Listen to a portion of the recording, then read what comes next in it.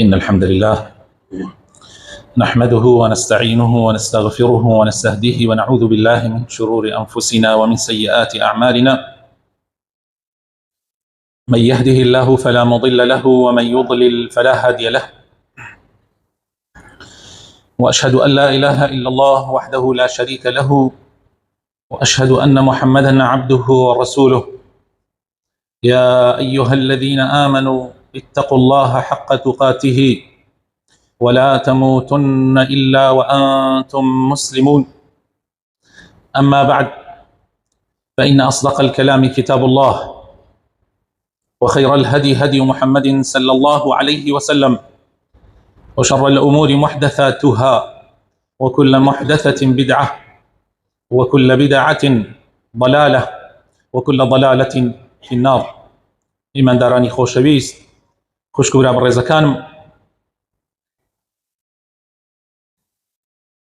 کات یان سود وەرگرتن لە کات و لە وەقت وەکو خۆی یەکێکی ترە لەو ڕێگایانەی کە ئەمان گەیەنێتە خوای پەروەردگار و نیشانەیەکە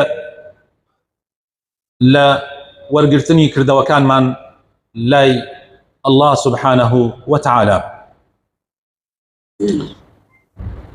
وقت زۆر گرنگە، کات زۆر گرنگە خۆشەویستەکانم. ئیمامی حەسەنی بەسری ئەفەرمێ الإنسان بضعة أيام كلما انقضى يوم انقضى بضعة منه. ئەفەرمێ ئینسان بریتیە لە وەقت و کات و ڕۆژەکان. هەر ڕۆژێک لە ژیانت کە تێ ئەپەڕێ بەشێک لە جەستە و لە لاشت کۆتایی پێدێ لەم دنیاە. تەمەنی ئومەتی پێغەمبەری خوا صلی الله عليه وسلم لە شەستەکان و هەفتاکانایە. بۆ نمونە تۆ ئەگەر تەمەنت لە لای خوا بڕیار وابوو 73 ساڵ بێ، 73 ساڵ و 6 مانگ و 4 ڕۆژ و 15 سەعات و 40 دەقە و 30 سانیە بێ، ئەگەر 1 سانیە و 1 چرکە لەو ئەجەلە کەم بکە لە خەرمانی تەمەنی تۆ کەم ئەکا. خۆشەویستەکان، چرکەت لەسەر حەسابە، لە چرکە کەمتریشت لەسەر حەسابە. تۆ ئەگەر لە ماڵی خۆتا ئێستا چەند دەفتەر دۆلارێکت هەبێ، مڵکەکەت بریتی بێ لە چەند دەفتەر دۆلارێک یان چەند ملیۆنێکی خۆمانی، بە حەزەرەوە دەستی بۆ ئەبەی. ئەگەر ئیشی ترت نەبێ و بزانی سەروەتەکەت هەر ئەوەیە هەتا ئەو ڕۆژە ئەمێنی، زۆر بە حەزەرەوە دەستی بۆ ئەبەی، چونکە دینار لەسەرت حەسابە، بەڵکو لە دینار کەمتریش لەسەرت حەسابە. دەی وەڵڵاهی برا عەزیزەکانم، حەقیقەت و ڕاستیەک هەیە کە ئەبێ هەموومان بیزانین، ئەویش ئەوەیە کە دووشت زۆر بە نرخن لە ژیانی مرۆڤە، کە بریتیە لە پارە و لە وەقت، لە پارە و لە کات. کامیان بە نرخترن لەویتریان؟ ئەتوانم بڵێم هەرچی عاقڵەکانی سەر زەوی هەیە هەمویان متتەفقن لەسەر ئەوەی کەوا کاتەکان زۆر لە پارەکان بە نرخترن و بەڵگەشمان زۆرە. بۆ نمونەیەکێک لە خۆمان، ئەگەر تەمەنی هەموو خەریک بوو بێت، یعنی پارەی کۆ کرد بێتەوە، توانوێتی خانوویە بکڕێ بە 2 دەفتەر 3 دەفتەر، پاشەکەوتی هەر ئەوە نەبوو بێ لە ژیانە خانوویەکی 2-3 دەفتەری کڕی بێ. ئەگەر تووشی نەخۆشیەک ببێ، بڵێن چارەسەری نییە ئیلا لە هەند نەبێ، لە فڵان وڵات نەبێ، یعنی وڵاتێ دەرەوەی وڵاتی خۆمان، بەڵام ئەوە نە پارەی ئەوێ، پێویستی بە دەفتەر و نیمێکە. هیچ کەسێک نییە لە ئێمە ئامادە نەبێ ئەو خانووە بفرۆشێ بۆ ئەوەی چەند ساڵێک تر بڕاتە سەر تەمەنی. تۆ لەوانەیە تەمەنت 6 ساڵ بێ، هەرچی و هەیتە و نیتە ئەوەیە کە خڕت کردیە، لەو ماوە درێژەی تەمەنتە ئامادەی خانووەکەت بفرۆشی، ئەو پارەیە سەرف بکەی بۆ ئەوەی لەوانەیە 2 ساڵ 3 ساڵ 5 ساڵ 10 ساڵ تر بژێ. کەوابوو تەمەن، ساتەکانی تەمەن، ڕۆژەکانی ژیان، ئەتوانم بڵێم چرکەکانی ژیان لە پارە زۆر بە نرخترە. خۆشەویستەکان، بۆیە ئەبێ ئاگامان لێ بێ و حسابی بۆ بکەین. ئەمجا ڕاستێکی تریش دێتە ڕێگامان، ئەویش ئەوەیە کە ئینسان عمری بریتیە لەوەی کە ڕۆیشتووە و لەوەی کە دێت و لەوەیشی کە تایە ئاژێت. ئینسانی عاقڵ مەشغوڵ ئەوە نابێت کە ڕۆیشتووە، خەفەت ناخوا بۆ ئەوەی کە ڕۆیشتووە، ئەوەندە بیری لێ ئەکاتەوە کەوا دەرس و پەندی لێ وەربگرێ. ئیتر ئەوەی ڕۆیشت خۆشەویستەکانم ناگەڕێتەوە، ئەوەی ڕۆیشت تازە ناگەڕێتەوە. خەفەت مەخۆ بڵێ لە 2003 ئەگەر بوایەت و من پارەم زۆر و 15,000 بوو، ئەگەر بوایەت و بمدایە بە قوتع زەوی لە ناو سمودا پارچەی زەوی وا هەبوو لەو کاتە ئەیان فرۆشت،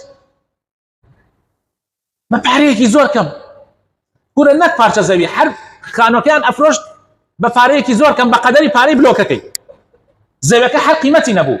لەو کاتە من 15 زەوی بسەندایە حاڵێترم بوو، وەزعێترم هەبوو. براکەم ئەوە تەنها خەفەتی بۆ ئەمێنێتەوە، بیر لەو شتانە مەکەرەوە، تازە ڕۆیشت تەنها دەرسی لێ وەربگرە بۆ ژیانی داهاتووت. ئەگینا شتێک ڕۆیشت باسکردنی تەنها خەفەتت بۆ تێگەن. خەڵکێشان هیچ سوودێکی نییە بڵێ بەخوا ئەوە تازە تەمەنم ڕۆی، ئەگەر ئەمەم بکردا ئەگەر تەواو تازە ڕۆیشت نەتکرد. بۆیە زانایان وتویانە ئینسان لە بینی سێ شتایە، ڕابردوویە کە ڕۆیشتووە کە نابێ بیری لێ بکاتەوە، تەنها دەرسی لێ وەربگرێت. و داهاتوویەکیش خوا نەوێت کەس نازانێت چۆنە، لەوانەیە ئێستا تو داتناوە 20 ساڵتر بژێی کورە 25 کورە 30,000 حساباتت کردووە، بەڵام لەوانەیە شرکەیەکی تر کۆتایی بە ژیانت بێ. ئەوە تەماشاکە ڕئیسی ئێران لەوانەیە ئەو کاتە کە لەگەڵ ڕئیسی ئازەربایجانە دانیشتووە و تەرتیباتی کردەوە، حساباتی کردەوە و ئەم سەدەیە کە ئەیکەینەوە ئاوا بێ و بەتەمامە چەند ساڵتر بژێ، بەڵام سعاتێ دوانتر تەواو ئەبێ بە خۆڵەمێش تەواو. کەس نازانێت لە داهاتووە بۆ داهاتوو چی ئەبێ، بەڵام تۆ پێویستە پلانی بۆ دانی، پێویستە سوود وەرگری لە ژیانی ڕابردووی خۆت و لە عەقڵ و بیر و معریفەت و ژیانی خەڵکیش بۆ ئەوەی بەرنامەیە داڕەژی بۆ ئەوەی کە ماوە لە ژیانت، کە حسابی بۆ ئەەکەی ماوە بێ، کەسیش نازانێت چۆنە بێ. ئەوەی کە زۆر گرنگە لە ژیانی تۆ ئەوەیە کە ئێستا تایە ئاژێ، ئەوەی کە تایە ئاژێ ئەوە مهمە لە دنیاە و لە قیامەتە، ئەوە زۆر مهمە. ئەگەر تۆ پێشووتر زۆر کەسێکی خراپ بوو بێتی و ناحەت زۆر بوو بێ، ئەگەر ئێستا لەم مەجلیسە لەم مزگەوتە قەرار بدەی تەوبە بکەی، بڕیار بدەی لە ناو دڵەوە بڵێی خوایە ئیتر من تەواو، واللهی چەندێک لە عمرت ڕۆیشتووە بە خراپەکاری هەر هەموویە سڕیتەوە بە یەک نیەت بە یەک قەرار کە لەوانەیە لە مزگەوت هەڵنەسی ئێستا بمری تۆ ئەهلی بەهەشتی، ئەگەر تەوبەکە تەوبەیەکی ڕاستەقینە بێت. ئێستا زۆر مهمە بۆ دنیا و بۆ ئاخرەتیشمان بیر لەم دەقە بکەینەوە. ڕاستە بەرنامە دانین بۆ داهاتوو، بەڵام لەوانەیە داهاتوو پێی نەگەین، تەنها تۆ بەرنامەی بۆ دائنەی لەوانەیە پێی نەگەی، بەڵام ئەوەی کە ها لە بەردەستا و لە ناوی ئاژەی ئەم سات و وەختەیە کە ئێستا تایە ئاژەی، زۆر خۆت مەشغوڵ مەکە بەوەی کە ڕۆیشتووە و زۆریش حساباتەکانت زۆر نەبێ بۆ داهاتوو، بەڵکو بەرنامەیەکی دوور و درێژ داڕێژە، بەڵام هەرچی ژیانت تێ سەرفی مەکە، هەرچی کاتت تێ مەیکوژە بۆ بەرنامەی داهاتووی 20 ساڵ 25 ساڵ ئەوە نە ساڵی تر، نا بەس لە مێشکی خۆتا هەندێک هێڵی گشتی دانە، بەڵام ئەوەی کە زۆر گرنگە کاتەکانی خۆتی بۆ سەرف بکەی ئەوەیە کە ئێستا تایاژی. ئەمە لەلایەنی دینیە و لەلایەنی دنیاییشەوە ئەمە عاقڵیە. بۆیە وەقت ئەوەی مهمە کە ئێستا تۆ لە ناویە ئەژێی. زەنایانمان دەربارەی ئەوەی کە ئەو کەسانەی کە وتویانە کە ئەڵێن لە داهاتوو ئەمە ئەکەین و ئەمە ئەکەین، ئەڵێن ئەوان پێی ئەڵێن مەرەضی تەسویف، یعنی نەخۆشی تەسویف، یعنی لە سەوفەوە هاتووە، لە وشەی سەوفەوە، یعنی ئەوانەی کە زۆر بیر لەوە ئەکەنەوە بەڕاستیەوە نەخۆشیەکە، یعنی جۆرێک لە نەخۆشیە. ئەڵێ کاکە دەستێرە نوێژکردن، ئەڵێ دوای لەم ڕەمەزانەکەی تۆ دەستی پێ بکەن، بۆ ئێستا دەستی پێ ناکەن. ئەڵێ بابەگیان پارە خڕکە، پارە زۆر گرنگە، بڕیار بدە ئیتر لە ئیسەوە دوای لە گشت موچەیەکە دەلەسەتی هەڵک بگرەوە حسابی ئەوەی بۆ بکە کە نییە، ئەمە بۆ داینە، یعنی بۆ کاتی تەنگانە. ئەڵێ دەی لە ئەم معاشە تازە هیچ ئەمە سەرفەکەی معاشەکەی دوای 4-5 معاشی تر کەم موچە مەزبوط بوو، ئەمجا دەسەکەمە هەڵگرتنی موچە، یعنی دەلەسەتی خەمەلا، بۆ لە ئیسەوە دەستی پێ ناکەی، کە تۆ ئەزانی ئەوە کارێکی باشە، بۆ لە ئیسەوە دەستی پێ ناکەی. اما بۆ دنیات ئەی بۆ قیامەتیشت کە ئێستا ئەگەر بەرنامەیەکت هەیە بۆ لە ئێستا دەستی پێ ناکەیت، بۆ لە ئێستا دەست ناکەیتە قورئان خوێندن، بۆ لە ئێستا بڕیار نادەی لە دوای نوێژی جومعەوە ئیتر بەرنامەیەکت هەبێ بۆ زیکرکردن. بەردەوام تۆ زمانت تەڕ بێ بە زیکری خوا، بەردەوام زیکر بکەیت، بەردەوام خەریکی زیکرکردن بی، نەیەلی هیچ کاتێکی ژیانت بە فیڕۆ بچێ ئیلا زیکری تا بکەیت. لە ئێستا بۆ بڕیار نادەی، ئەگەر قەرارتدا تەوبەیەکی ڕاستەقینە بکەیت ئەی لە ئێستا بۆ نایکەیت. ئەم نەخۆشی تەسویفە نەخۆشیێکی زۆر خەتەرە و پێویستە ئینسانی مسلمان خۆی لێ بپارێزێ بەڕاستی. عاقڵ ئەو کەسەیە کە بەرنامە بۆ ژیانی خۆی دائەڕێژێت، سوود لە کاتەکانی ژیانی خۆی ئەبینێت، نایە لێ کاتەکانی بە فیڕۆ بچێت. براینە شەیطان زۆر مشکلەیە، هەنگاوی هەیە. خوای تەعالا ئەفەرمێ ئیمانداران شوێنی هەنگاوەکانی شەیطان مەکەون. شەیطان ئەگەر بتبینێ دێت بۆت هەوڵ ئەدا لەسەر کافری بتێلێ، یعنی کافر بی، ئینسانێکی کافری ملحدی بێدید بی، ئەگەر بۆی نەکرێ بە کافری لەسەر کافری بتێلێت، ئینکاری خوا بکەیت، ئینکاری دین بکەیت، ئینکاری چاکەکاری بکەیت، هیچ نەبێ. ئەگەر زانی لە دەستی دەرەچی على الأقل وات فيها كان مشرك بي، يعني هاو باش بخوا بڕیار بی، هاوار کەیتە فلان و فیسان، شوێنی ئەم و ئەو بکەوی، شوێنی ڕێبازی ئەم و ئەو بکەوی. دەرجاتیەوەی بڵێ من لەسەر ڕێبازی خوا و پێغەمبەری خوا، ئەڵێ من لەسەر ڕێبازی فلان سیاسیم، فلان حزبم، فلانە کەسم، شوێنی مرۆڤێکەکەوی ئەو مرۆڤەت لێوێتە خوا و لێوێتە پێغەمبەری خوا پەنامەندە. يعني مشرك هەوڵەدا بتکاتە مشرك، ئیمانی هەیە بەخوا، دیە نوێژەکە، ڕۆژیش ئەگرێ، لەوانەیە زەکاتیش بدا، بەس مشریکە، يعني هاو بەشی بەخوا بڕیار داوە، لەگەڵ خوایە، لەگەڵ بەرنامەی خوا بەرنامەیەکی تری بۆ ژیانی خۆی داناوە. شانازیش ئەکا، ئەڵێ من لەسەر ڕێبازی فلانە کەسم، ئامادەی خۆی باتە کوشت لەسەر ئەو ڕێبازە. ئەمە بیعقلیە، ئەمە بیعقلیە. فلانە کەس ئەڕوا و نامێنێ، یان ڕۆیشتە و نامێنێ، ئەوەی کە ئەبێنێ خوایە و پێغەمبەرەکەیەتی صلی الله عليه وسلم، شوێنی ئەو ڕێبازە بکەوە. يعني بە کوردیەکە ئەگەر نەیە لێ کافر بی ئەتکاتە مشریک، ئەگەر نەیە لێ مشریک ببی، يعني ناتوانێ مشریک ببی، موحد ئەبی، ڕێگای خوا ئەگری، ڕێگای پێغەمبەری خوا ئەگری صلی الله عليه وسلم بە جوانی و بەڕێک و پێکی، وواز دێنی لە ئەم و ئەو، ئەیان خەیتە کنار، چونکە ئەمانە هیچ قیمەتێکیان نییە، نەبوو دنیا ئیسفادەیان هەیە، نەبوو قیامەتیش ئیسفادەیان هەیە. ئەم جا دێتە سەر ڕێگا ڕاستەکەی خوا، شەیطان دێ بۆش واز لێ نایەری، هەوڵەدا گوناحەت پێکە، کەبائیرەکان، گوناحە گەورەکان، هەوڵەدا تووشی حرام خواردن تکات، تووشی دزی تکات، تووشی خراپەکاری تکات، تووشی فەساد تکات. ئەگەر نەتوانێ ئەوەت پێ بکە، نەتوانێ گوناحی گەورەت پێ بکە، هەوڵەدا مەشغوڵ تکات بە گوناحی بچووکەوە، هەوڵەدا مەشغوڵ تکات بە گوناحی بچووکەوە. ئێژی کوڕە یاڵا چیتیایە نەزەریەکە چاو خۆ ناگیرێت، چاو بەعزە ناگیرێت، ئیتر مەشغوڵی گوناحی بچووک تکات. ئەمە گوناحی بچووکە، نازانێ گوناحە بچووکەکان کەڵک ئەبێ و هێواشی وات ئەکەوتێنێ، شاخی گەورە لە بەردی بچووک پێک هاتووە. جاری وا هەیە یەک بازاڕێکی گەورە ئەسووتێنرێ بەهۆی جگەرەیەکەوە، بەهۆی ئاگەی یەک جگەرەوە، یەک شقاتەیەکەوە، یەک وڵاتێک ئیبادە ئەبێ ئەسووتێ. گوناحی بچووکەم نییە ئەگەر تۆ مصڕبی لەسەری، ئەگەر ئەوەت پێ نەکا، ئەگەر نەتوانێ گوناحی بچووکیشت پێ نەکا، مەشغوڵ تکاتە مسلمانانەوە، بەر ئەبیتە مسلمانان. يعني كأنه ئەم دنیاە کەسی تیانەیە ئیلا ئەهلی مزگەوت نەبێ، لەناو مزگەوتە دەسەکەی بەکێشە، لەناو ڕیزەکەی ئەوێسێ لە خۆتۆ حەز ناکەی شان بدەیت ئەمەوە، حەز ناکەی شان بدەیت ئەوە، قینت لە دڵا بۆ دروستەکە بەرامبەر بە مسلمانە، بەرامبەر بە مسلمانە. مسلمانێک دەستی بە شێوەیەک ئەگرێتەوە لە خۆتۆ لە دڵ تۆ بەرامبەری شتێک دروستە بێ، پەنجەی بە شێوەیەک ئەجوولێنێتەوە لە خۆیەوە. سبحان الله، دەوازی لێ بە خۆت، بۆ خۆت نوێژەکەی، بۆ خۆت عیبادەتەکەی. ئەگەر لەمانەشە لە دەستی شەیطان دەرچیت و ئیماندارێکی ڕاستەقی نەبیت و مێشکت نەخەیتە لای هەنیە شت، ئەمجا مەشغوڵ تکا بە مباحاتەوە، کاتەکانت بە فیڕۆ بچێ. ئەوەیە لێراکە زۆرێک لە مسلمانان کاتیان بە فیڕۆ ئەچێ، دائنشن لە مەجلیسی هیچ و پوچە، مەجلیسێک کە خەریکی پڕ و پوچن، خەریکی قسەی ئەملا ئەولان، کاتەکانی بە فیڕۆ ئەچێ، لە جیاتی ئەوەی کاتت بە فیڕۆ بچێ، بەس با بە زیکری خوا، با بە قورئان خوێندن، با بە دوعاکردن، با بە کارێکی باش، با بە سەردانی نەخۆش، با بە سەردانی خزم و دۆستەکان، ئیتر هەر شتێک، یعنی بە پێی کاتەکان. پێغەمبەری خوا ئەفەرمێ صلی الله عليه وسلم، دوو نیعمەتێ زۆربەی خەڵکی تایە سبحان الله دووڕێن، دوو نیعمەت، نیعمەتی لەشساغی، نیعمەتی دەستبەتاڵی و کات زۆری.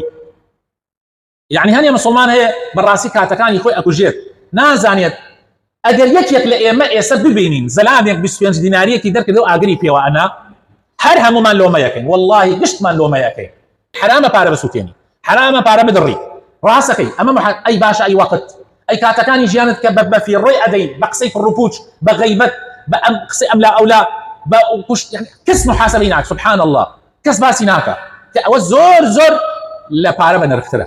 والله ڕۆژێتی لەسەر ئەو دقائقانە لەسەر ئەو سعاتانەی تەمەنت محاسبات مسلمانان مەیلن کاتی ژیانتان بەفیڕۆ بچێت مەیلن کاتەکانی ژیانتان بەفیڕۆ بچێت هەر یەکێک بە پێی توانە ئەگەر مەجالت هەبوو نوێژ بکە نوێژی سنەت ئەگەر مەجالی نوێژی سنەت نەبوو ذکر بکە ئەگەر مەجالی ذکر نەبوو مەسەڵەن نەتوانی ذکر بکەی فێر نەبوو زۆر ذکر بکەی سەردانی خزمێکت بکە هەڵدا ئەو مەجلیسە مەیل لە قسەی دنیای تیا بکرێ بڕۆ سەردانی نەخۆشیە بکە بە پێی توانە بڕۆ نوێژ جەنازە بکە شوێنی جەنازە بکە بۆ قەبرستان حسب کاتەکانی خۆت حسب وەقتەکەی خۆت مەیە لە کاتەکانت بەفیڕۆ بچێت دائما شتێک بکە کە سوودی بۆ دینت هەبێ یان بۆ دنیا يا خوای تعالی فەرمی لە شوێنێکی ترە سابقوا إلى مغفرة من ربكم مسابقة بکەن پێشبڕکێ بکەن خۆشەویستەکان پێشبڕکێ بکەن ئێمە پێشبڕکێ بکەین لەسەر شتە دنیایەکان با پێشبڕکێ بکەین لەسەر لێبوردەیی خوایی با منافەسە بکەین ئێمە هاوڕێن بەیەکەوە منافەسە بکەین بزانم کاممان هەوڵ ئەدەین دووشەمان و پێنجشەمان بە ڕۆژوو بین لەسەر یعنی مسابقة بکەین ئێمە جاران گەنج بووین لەگەڵ هاوڕێکانی خۆمانە هەوڵمان ئەدا پێنجشەمان و دووشەمانمان نەڕوە ئیلا بە ڕۆژوو بین یعنی مسابقەمان نەکرد پێشبڕکێمان نەکرد لەسەری پێشبڕکێمان نەکرد ئەمانوت ئەوە نۆمینەی حاجیان هات هەر نۆکەی ئەگرم من تەمەڵیمان نەکرد بڵێن کاکە بەس ڕۆژی نۆیەم ئەگرین نە ئەمانوت نۆمینەی حاجیان هات با هەوڵدەین هەر هەمووی بگرین مسابقەمان نەکرد بزان کاممان قورئان زیاتر ئەخوێنین لە ڕۆژێکە مسابقەمان نەکرد لەسەر ئەوەی بزانم من ئەم شەو چەند سەڵاواتم داتە سەر پێغەمبەری خوا صلی الله علیه وسلم چەندێک ذکرم کردووە چەندێک کتێبی ئاینیم خوێندووەتەوە کتێبێک کە ئیسفادەی هەبێ بۆ دین و دنیام يعني مسابقة كردن پێشبڕکێ لەو شتە چاکانە بکەن زۆر گرنگە خۆشەویستەکانم پێغەمبەری خوا فەرمێ صلی الله عليه وسلم اغتنم خمسا قبل خمس سود وەرگرە لە پێنج شت پێش ئەوەی پێنج شتی تر بێتە سەرا سود وەربگرە لە گەنجێتی پێش ئەوەی پیرێتی بێتە سەرا چونکە ئەگەر پیر بووی ئەوەی بە گەنجەکرێ بە پیر ناکرێ یعنی من خۆم بۆ خۆم ئێساس دەکەم لەخشان پرسە وەکو جاران نییە ئەوەی کە جاران پێم ئەکرێ لە گەنجێتیە ئیسە پێم ناکرێ بۆیە پیاوی ئازا ئەوەیە سود لە گەنجێتی وەرەگرێ پێش ئەوەی پیرێتی بێتە سەرا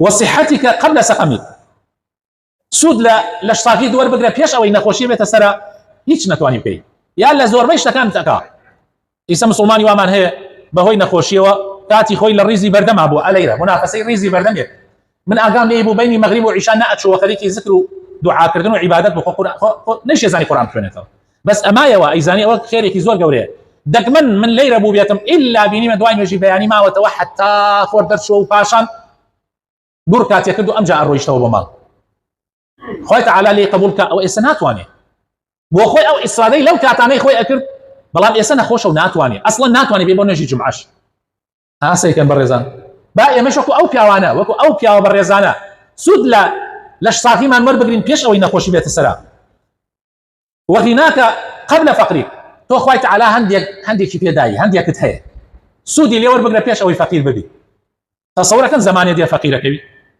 خەڵکم بینیوە زۆر دەوڵەمەند بووە بەڵام ئێستا لە ماڵا کەوتووە چاوەڕوانی ئەوەیە مناڵەکانی دینارێ بەنەدەستەوە ڕۆژێ لە ڕۆژان خێریە کرد بەم لاو بەو لایە دەستی بڵاو بوو ماشا ئەڵڵا خێری چاکێ کرد بەڵام ئیسە ناتوانێت تۆ فورسەتەکە هەتا پاشەکەوتی قیامەت بۆ خۆت خڕکەی زۆر گرنگە وفراغی کە قبل شغلی کاتەکانت پێش ئەوەی کاتێ لێ بێتە سەرا ئەو کاتانت نەمێنێ مەجالەکانت نەمێنێ سود لەو مەجالانە وەربگرە لەو دەست بەتاڵیە کە هەتا بۆ کاتێ لێکەوە مەجالت نامێنێ والله مەجالت نامێنێ تەسەوورەکەن برینە هەندێک لە پیاوچاکان ئەڵێن ئەمەندە کات کەمە والله بە پارە بێ کات ئەکڕین بە پارە بێ ئەیکڕین من لە کاتی خۆیان گەنج بووم کاتی ئەم قسەمە ئەبیست لە دڵ خۆم ئەمەد ئەمە زیادە ڕەویە لەوانەیە ئەم مامۆسایە زیادە ڕەوی کردێ معقولە کات بەش نەکا والله ئیسە وایە والله ئێسە وایە والله پێش ئەوەی بێمە خزمەتتان لەسەر ئەم منبەرە بۆ وتار والله ئەموت خۆزگا یەک سەعاتی تر بەدەستەوە وایە پیا ناگەین کاتەکان کەمە بەشت ناکات وەختەکەت کەمە بەشت ناکات ئەمە لە چی کاتێکە ئەمە لە زمانێکی ترا بۆ دروستە بێت لە کاتێکا کە گەنج بووی ئێمە کاتەکانمان زۆرێک بە تۆپتۆپێن ئەبردە سەر لەم یاریەکە بۆ ئەو یاریەکە لەم یاریەکە بۆ ئەو یاریەکە کە کاتی هیلاکە بووی ئەمجا تەلەڤیزۆنەکە دەکردەوە سەیری ئەم یاریەکە و لە دوای ئەو یاریەکە ئەم سەعاتەکە شتی بە بەلاش ڕۆیشت هەڕێوامان هەیە هەموو ژیانی ڕۆیشت هەر بە تۆپتۆپێن بەخوا بەیەکەوە بووین بەیەکەوە تەمەنمان هاوتەمەنمان ئەو هەشت مانگیش لە من گەورەترە هیچ سێ کەلیمە لە قورئان فێر نەبوو سێ کەلیمە لە قورئان فێر نەبوو بۆ پیرێتی بەکەلکی بێ هەر بۆ پیرێتی بەکەلکی بێ چەند خۆشە تۆ کاتێ پیرە بی قورئان خوێن بی حافظ قورئان بی چەند گرنگە لە کاتێکا تۆ ئەتوانی قورآن لەبەر بکەی لە کاتی گەنجێتیە بە ئاسانترین شێوە. والله براینە، والله زەلامی وایە بە 6 مانگ قورآنی لەبەر کردووە، بە 6 مانگ، والله من تەلەبەمەیە بە 6 مانگ هەموو قورآنی لەبەر کردووە.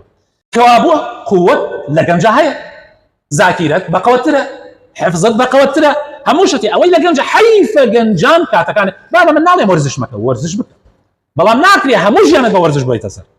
بەخوا دوای ئیفلاسە بی، دوای کاتێک ئەزانی چۆن لەلایەن پارەوە مفلس بووی، لەلایەنی کۆکردنەوەی خێر و خێراتی قیامەتی شۆ مفلس بووی، جا ئاگات لە خۆت بێ. ئەمجا لە ئەخیرا پێغەمبەر فەرمێ صلی الله عليه وسلم سود لە حیاتت وەربگرە پێش مردنت، سود لە ژیانت وەربگرە پێش مردنت. کوان ئەو پیاو چاکانەوە لەیرە وەفاتیان کرد؟ کوان؟ وا کاک محەممەد، وا کاک ئەحمەد،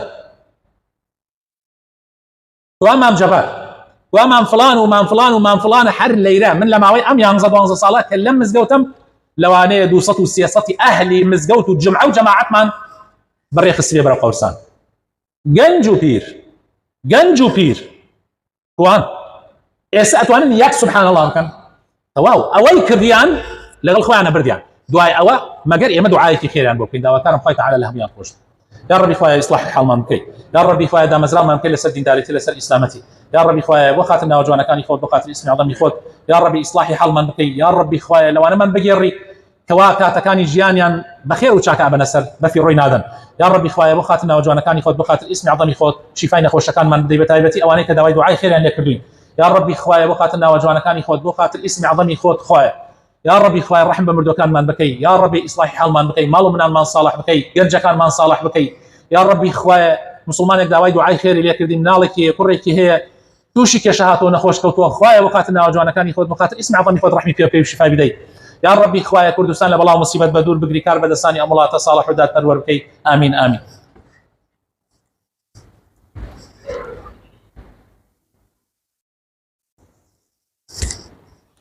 آمين آمين. الحمد لله رب العالمين، والصلاة والسلام على رسول الله الأمين وعلى آله وصحابته أجمعين. يا أيها الذين آمنوا اتقوا الله ولتنظر نفس ما قدمت لغد واتقوا الله إن الله خبير بما تعملون.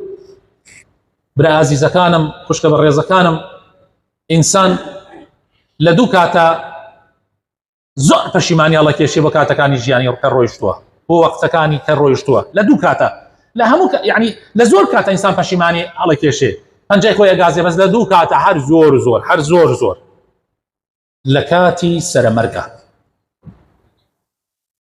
لە کاتی سەرمەرگە، کاتی مەلایکەکانی مەرگ دێن بۆ گیان کێشانت زۆر هاوارەکەی، زۆر داد هەی بێداد، مەجالم بن، مەجالی وەسیەتێکم بن، مەجالی سبحان اللهەکەم بن، مەجالی یەک تەوبەیەکی ڕاستەقینە ناخوات. و لە ڕۆژی قیامەتیشا زۆر ئاخ و ئەو فەڵەکێشی ئای لەو هەموو کات و وەقت و پارە و پول و ئیمکانیات و توانا و جوانی و هەموو بە فیڕۆدا و ئەو ئەمڕۆ بەرەو ئاگری جەهەنەم خەنەڕێ. حتا تەنانەت مسلمانەکانیش، حتا تەنانەت چاکترین لەوانەیە ئەبوبەکری سدیق پەشیمانی بکێشێکەوە کاتێلێکی هەبوو بێ بە بەلاشۆش بێ، ئەگەر چی گومانە بەم ئەو پیاو چاکانە کاتیان هەبوو بێ بە بەلاشۆ بێ. یعنی ئەولیاکان پیاو چاکان زیاد ئەوانیش پەشیمانی هەڵا کێش. ئەزانن بۆچی؟ لەبەرەوەی حەزیانەکرد زیاتریان هەبێ بۆ ئەو ڕۆژە سوودی لێ وەربگرن. بۆیە ئەلەو دوو کاتە ئینسان زۆر پەشیمانی هەڵا کێش.